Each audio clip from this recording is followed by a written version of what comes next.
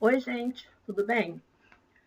Nossa aula de hoje é sobre o funcionamento dos ciclos da matéria na natureza. Então vamos começar lembrando, né, o de sempre, dúvidas, só mandar e-mail para mim, ok? Então vamos lá. Bem, a gente vai falar um pouquinho, né, sobre o desequilíbrio nos ciclos biogeoquímicos e sobre as mudanças climáticas, né, a relação entre os dois. Esse menino da foto, ele está de máscara não é por causa da pandemia, né? Não é por causa do vírus.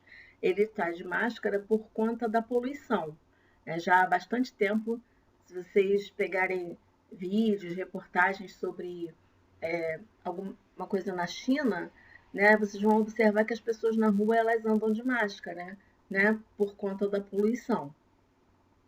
Bem, então, segundo a OMS, né, segundo a ONU, né, a Organização das Nações Unidas, os efeitos das mudanças climáticas eles têm sido muito acentuados nos últimos anos, né, por conta muito dos desequilíbrios, né, dos desequilíbrios nos ciclos biogeoquímicos. Que ciclos são esses, né? Então, aqueles ciclos, vocês já ouviram falar, né, e continuarão ouvindo por bastante tempo. Entre eles, a gente tem o ciclo da água, ciclo do oxigênio, ciclo do carbono e ciclo do nitrogênio, né? Então, um exemplo, né, em relação ao ciclo do carbono, a gente vê que a concentração do dióxido de carbono, quer dizer, do gás carbônico na atmosfera, segue aumentando. E ele é o principal gás poluente produzido pelas atividades humanas, né? Inclusive, ele tem aí uma participação fundamental na questão do aquecimento global. Nós vamos ver isso mais adiante. E ele continua aumentando. Agora, quais seriam os vilões dessa história, né? Então, a gente percebe que, de acordo com os relatórios mundiais, e a gente também percebe isso, o crescimento econômico e industrial ele é apontado como o principal culpado por esse aumento, né, por esse desequilíbrio nos ciclos e pelas mudanças climáticas. Então, vamos ver aqui os ciclos propriamente ditos, né? Então, os ciclos biogeoquímicos, eles, o próprio nome já diz, né? São processos em que os elementos químicos eles atuam num ciclo, né? Numa forma cíclica, quer dizer, está sempre havendo uma renovação. Então, essa atuação ela acontece nos ecossistemas e como a gente tem um ciclo, isso teoricamente impede que eles se esgotem, né? Que os elementos químicos se esgotem. Então, como exemplo, nós temos ciclos da água, do nitrogênio, do oxigênio e do gás carbônico. Existem outros? Sim, mas esses aí são os principais. Bem, os fatores essenciais para que esses ciclos funcionem são os seguintes: tem que haver um reservatório do elemento químico, que pode ser a atmosfera, a hidrosfera ou a crosta terrestre.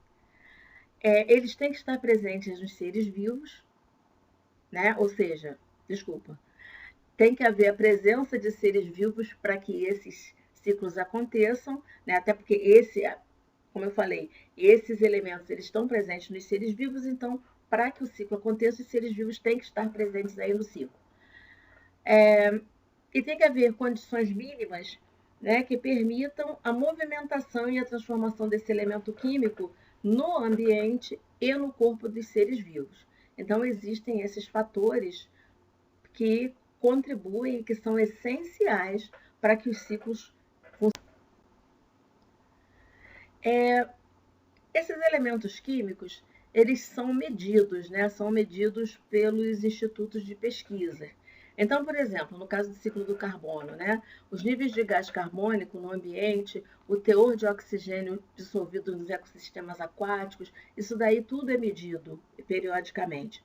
E qual seria a importância do estudo? Qual seria a importância dessas medições, né? Permite que os pesquisadores prevejam possíveis impactos ambientais negativos. Exemplo, se aumenta muito a concentração de gás carbônico, né, se o nível está muito alto, muito aumentado, eles podem lançar alertas em relação à questão do aumento de temperatura, por exemplo, né? Se o oxigênio deixasse de circular por um ecossistema, toda a vida que depende do oxigênio se extinguiria naquele local. Então, se você tem um manancial, se você tem um ambiente aquático qualquer, por exemplo, e o oxigênio deixa de circular ali, a gente pode imaginar que daqui a pouco vai começar a acontecer uma mortandade muito grande, né? Então, seriam alguns exemplos. Então, vamos falar sobre o ciclo da água, né? Mas antes disso, vocês observem o seguinte, bem, a Terra, ela é conhecida como planeta água, né? Porque mais de 70% da superfície do planeta é coberto por água, no estado líquido. Só que dessa água em estado líquido, a gente observa o seguinte, quase 98% é de água salgada, tá? E então, né, 97,5% água salgada. 2,5% água doce. E nesses 2,5% estão a água no formato, está a água no formato de gelo, né, no formato sólido, e no formato líquido. Se a gente for pegar por outro aspecto, né, a gente vê que 31,1% da água doce, da água é líquida, né, da água doce é líquida, sendo que 68,9% da água está na forma de gelo e calotas polares, né? Então, quer dizer, não é ela toda que está disponível. Em outro aspecto ainda, 96% da água é água subterrânea e só 4% está na superfície. Então, se a gente parar para pensar, a gente vai ver que a gente tem isso tudo de água no planeta, mas disponíveis assim imediatamente, que tenha uma disponibilidade imediata, a gente tem pouco, né? A gente tem pouca água, que daria para suprir as necessidades de todo mundo se ela fosse bem tratada. Vamos falar sobre isso. Então, no ciclo da água, o que começa, né, assim, o essencial para que o ciclo da água comece é a energia solar, porque vai ser ela que vai ser responsável pela evaporação. Então, o ciclo da água, a gente tem no ciclo da água 2 ciclos. O pequeno ciclo, que é um ciclo mais rápido, que é aquele, né, tradicional que a gente fala, né, que a água ela evapora dos reservatórios superficiais, tipo mares, lagos, rios, né, e vão para o céu, né, vão para a atmosfera, se condensam, formam as nuvens e daí a um tempo aquela água cai, se precipita. Então, o ciclo termina com o retorno dessa água à superfície sob a forma de chuva, granizo ou neve. E o grande ciclo, que é mais lento, ele inicia com a participação da água em vários processos metabólicos dos organismos, né? Então, esses processos seriam transpiração, respiração, excreção, e aí ele termina com a liberação, né, por meio desses processos. Então, no final das contas, a gente junta isso tudo, né, e isso vai formar o ciclo da água. Então, aqui a gente tem um desenho clássico, né, mostrando que, então você tem aqui um lago, a água está evaporando, então a água, vocês percebam, ela evapora aqui do lago, ela evapora das árvores através da transpiração, né? Se houvesse aqui algum organismo, né, algum animal, através da transpiração, a água dos animais também, o vapor subiria, através da água também contida nas fezes, na urina, também subiriam. Então, né, todo esse vapor d'água ele vai para a atmosfera, ele se condensa, né, forma as nuvens. Essas nuvens elas são levadas, né, pelo vento e em dado momento acontece a precipitação. Então essa água ela cai, né, ela vai cair e ela escoa, né, então tem uma parte que vai direto para os rios, outra parte ela vai se infiltrar no lençol freático, ela se infiltra no solo, vai se infiltrando, em determinado momento encontra uma camada impermeável e ali ela vai formar o lençol freático. As raízes, elas vão retirar a água do solo, né? Vão utilizar a água e através da transpiração de novo, essa água volta para a atmosfera e por isso a gente tem um ciclo, né? Porque ele vai se repetindo, né? Inúmeras vezes. Então aqui a gente tem um outro exemplo, um pouquinho mais detalhado, né? Então a gente vê aqui a água evaporando, né, do mar. Aqui também transpiração, da transpiração de animais e plantas, né, de um laguinho que tem aqui. Então essa água ela vai evaporar, forma nuvens, precipitação, chuva, neve, granizo. E olha, a água ela vem descendo, né, através dos rios e também se infiltra no solo e vai acontecer aí a formação de lençóis freáticos, né, formação e abastecimento dos lençóis. Ainda falando sobre a questão do ciclo da água, a gente já está ouvindo, né, relatos de secas no sul, né, no sul do país. E a gente percebe também essa questão do aumento da temperatura, né? Então fica aquela coisa, porque não chove, vai uma chuvinha. Lembrem-se que nas aulas, em algumas aulas, nós falamos sobre a questão dos rios voadores, né? Então eles são formados ali na região amazônica e essa chuva ela vem sendo trazida e vai influenciar a precipitação no sul, até o sul do país. E agora, com a questão da retirada das florestas, a gente está vendo uma diminuição nessa quantidade de chuvas. E isso vai trazer consequências, assim, impensáveis. Em relação ao nitrogênio, o nitrogênio é o elemento químico, ele é extremamente importante, né, porque a partir do nitrogênio nós sintetizamos, né, nossas proteínas, né, a gente tem a formação dos aminoácidos, dos ácidos nucleicos, entre outras. E, além disso, o nitrogênio é um excelente fertilizante. Então, assim, apesar disso tudo, dele ser tão essencial, a maioria dos seres vivos não pode pegá-lo diretamente na atmosfera, apesar, inclusive, do nitrogênio ser o gás que a gente tem maior abundância na atmosfera, mas a gente não consegue pegá-lo como a gente pega o oxigênio. Então, a maioria dos seres vivos não pode utilizá-lo diretamente, e a principal maneira desse elemento entrar nas cadeias alimentares é através da atividade de algumas bactérias que estão no solo e na água. Então, no solo, as bactérias elas pertencem ao gênero Rhizobium e elas ficam livres ou associadas às raízes de algumas plantas, né, da família das leguminosas.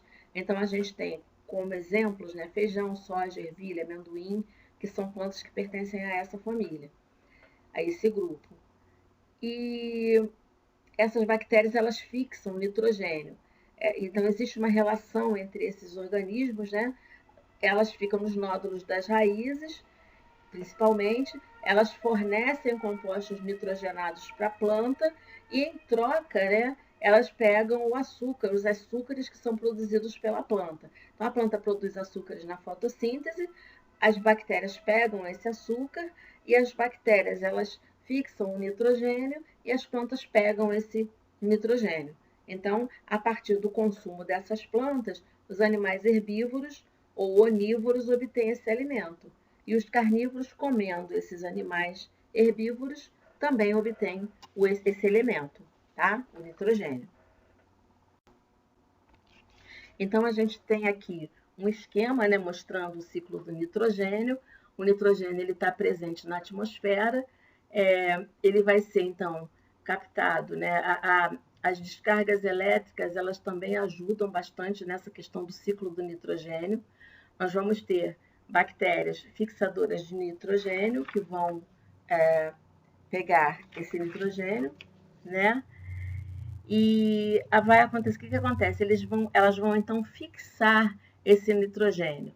Elas transformam o nitrogênio, elas convertem o nitrogênio em um íon, né, amônio, e às vezes ele pode ser também transformado no gás amônio, né? E aí, assim, vão ser vários processos, vocês depois vão ver isso em mais detalhes, e esses compostos de nitrogênio, contendo nitrogênio, eles vão passar por outros tipos de bactérias que vão, né? Ao final desse processo, a gente vai ter a liberação dos nitritos, né, nitratos no solo, as plantas. Então, a gente tem aqui, né, bactérias também. As plantas vão absorver esses elementos nitrogenados e os herbívoros vão se alimentar dessas plantas e vão incorporar isso, então, na formação das suas proteínas, aminoácidos, etc. Né? E aí a gente tem, ao final, também bactérias que devolvem esse nitrogênio à atmosfera e o ciclo continua, ok? Uma outra coisa também, o que acontece? É muito importante que o ciclo do nitrogênio ele seja mantido, por quê?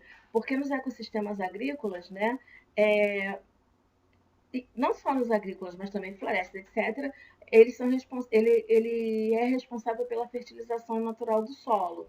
Então, quando se planta o plantio das leguminosas, é uma alternativa que é muito eficiente no lugar de uso de fertilizantes químicos. Porque, olha só, os fertilizantes químicos, eles são poluidores dos reservatórios de água, podem trazer vários problemas à saúde, né? Então, no lugar deles, o que deveria ser usado seria a adubação natural. Então, a gente chama de adubação verde, por exemplo, a plantação. A gente planta o plantio de leguminosas, que são aquelas que fixam, né, o nitrogênio nas raízes, graças às bactérias. Então, se planta essas leguminosas e, periodicamente, fazer uma rotação de culturas, né? Onde havia leguminosas, planta outra coisa, e onde havia essa outra coisa, planta leguminosas que recuperarão o solo. Então, isso daí seria a rotação de cultura. E a adubação verde também, uma outra técnica seria quando você corta, né, o vegetal, você deixa restos deles ali no solo, isso daí vai entrar em decomposição e vai devolver os nutrientes ao solo. Então, essa maneira seria uma maneira mais sustentável, né, menos prejudicial ao ambiente do que o uso dos fertilizantes químicos. Né? Então, assim, o homem ele tem aumentado com o uso de fertilizantes, aumentou já em cerca de 100% a quantidade de nitrogênio.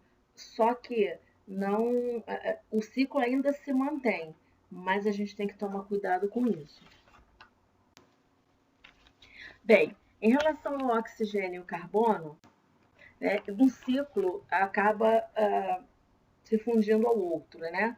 Eles estão interligados pelos processos de respiração celular dos seres aeróbicos, né, que utilizam oxigênio, e através da fotossíntese, da decomposição ou com a interferência do homem, essa questão industrial e automotiva, né, da combustão. Então, durante a fotossíntese, o que acontece? Os seres autotróficos que fazem fotossíntese, os autotróficos fotossintetizantes, que são plantas, macroalgas, fitoplâncton, cianobactérias, elas realizam a fotossíntese retirando o gás carbônico da atmosfera e liberando o oxigênio para a atmosfera. Né? Na respiração celular ocorre o contrário. Os seres vivos eles retiram o oxigênio da atmosfera e liberam o gás carbônico para a atmosfera. Já a decomposição, ela libera gás carbônico para a atmosfera. Né? Então, a gente tem aí alguns processos que tanto retiram o gás carbônico, como processos que recolocam o gás carbônico na atmosfera.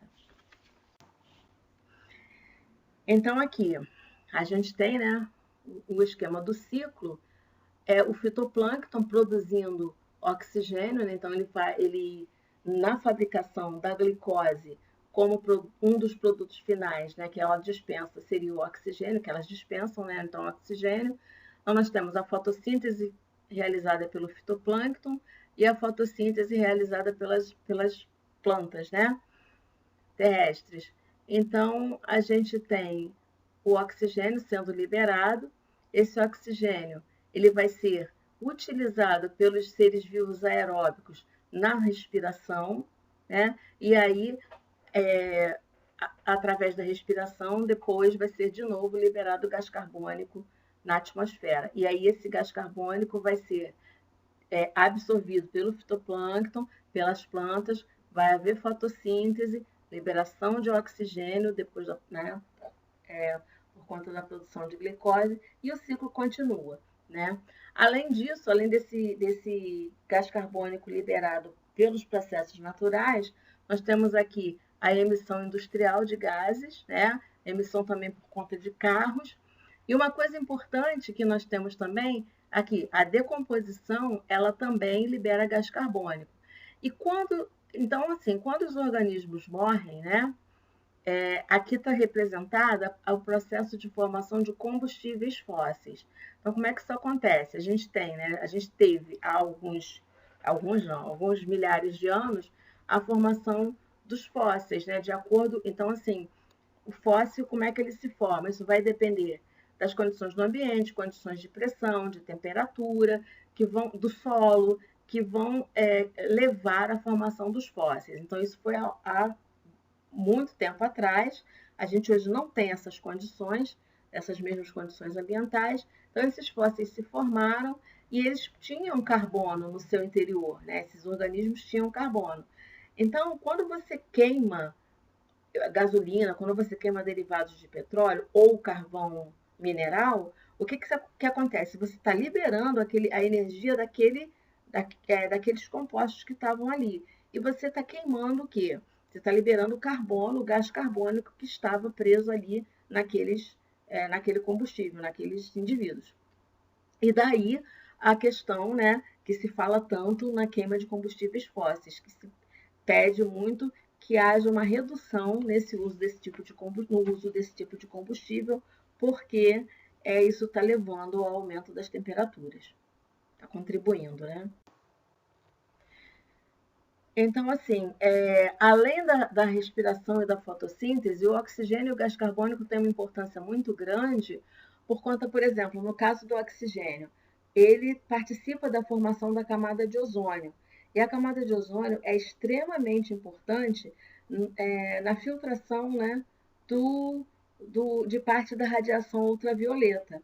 Então, a radiação ultravioleta, ela vem do Sol e essa radiação, ela é nociva, ela pode causar câncer, ela pode causar queimaduras de pele, envelhecimento precoce. Então, assim, a gente tem que tomar muito cuidado, usar o protetor solar quando sai, por quê? Por conta da radiação ultravioleta. Então, a camada de ozônio, que é formada pelo oxigênio, né, O2, mais um átomozinho de oxigênio, então, que o símbolo do ozônio é O3, então, ele forma uma camada e essa camada nos protege da ação desses raios ultravioleta.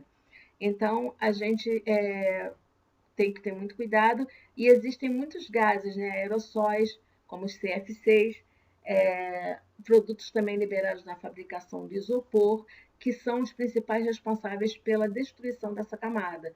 Então, a camada ficou mais fina, menos protetora. Houve até alguns lugares onde ainda há, né, buracos que eles estão aos poucos, esses buracos aos poucos estão sendo fechados, né, por conta da diminuição do uso de aerossóis e algumas providências, mas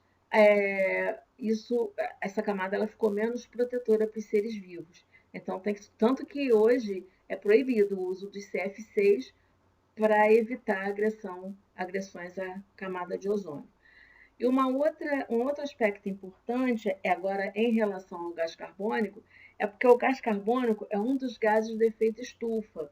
E como nós já falamos, o efeito estufa ele é importantíssimo porque ele não permite, né, que a Terra congele. Mas o efeito estufa ele está sendo acentuado, a temperatura está sendo aumentada. Por quê?